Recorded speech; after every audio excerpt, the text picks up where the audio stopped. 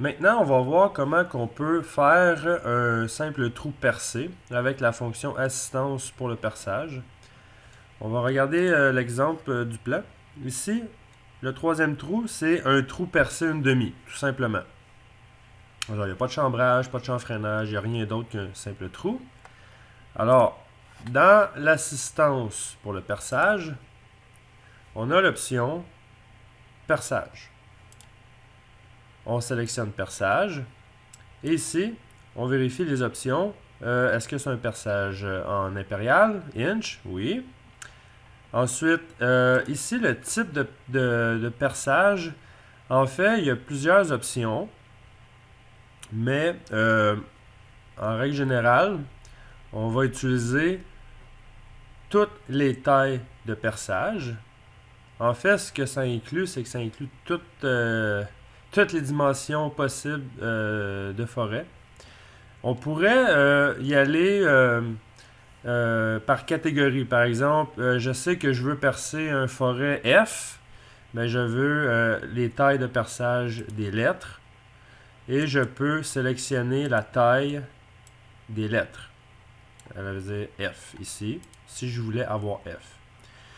Dans le cas que je voudrais avoir une fraction, je m'en vais dans taille de perçage fraction et je peux sélectionner la fraction de mon choix. Alors, c'est une espèce de filtre. Si on fait toutes les tailles de perçage et on a les numéros, les fractions, les lettres, toutes rassemblées ensemble. Alors, ça fait juste une plus longue liste.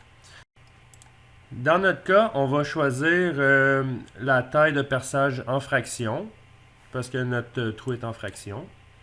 Et on va choisir la taille une demi. Une demi.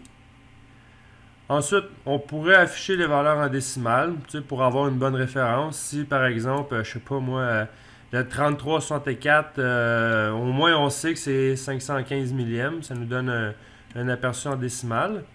On peut afficher la taille personnalisée qu'on pourrait changer nous-mêmes. Mais dans ce cas-là, on n'en a pas besoin. Et la condition de fin, évidemment, à travers tout. On va percer bord en bord la pièce. Et on va laisser les deux options ici décochées. On s'en va dans l'onglet Position. On va choisir la face où est-ce qu'on veut que le trou soit. Alors, la face du dessus, la surface du dessus.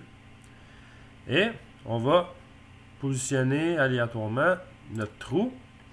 Et on va venir le positionner avec la cotation. Alors, je m'en vais en vue du dessus pour bien voir. Cotation intelligente. À partir de la gauche, aller au centre du trou.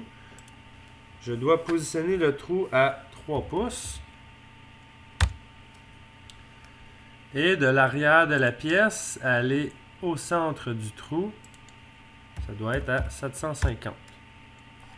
On fait le petit crochet. Et voilà. Notre trou est maintenant fait. C'est un trou cylindrique, sans aucun autre détail. Si je m'en vais avec le style de ligne cachée apparente, on voit que c'est un simple trou percé une demi.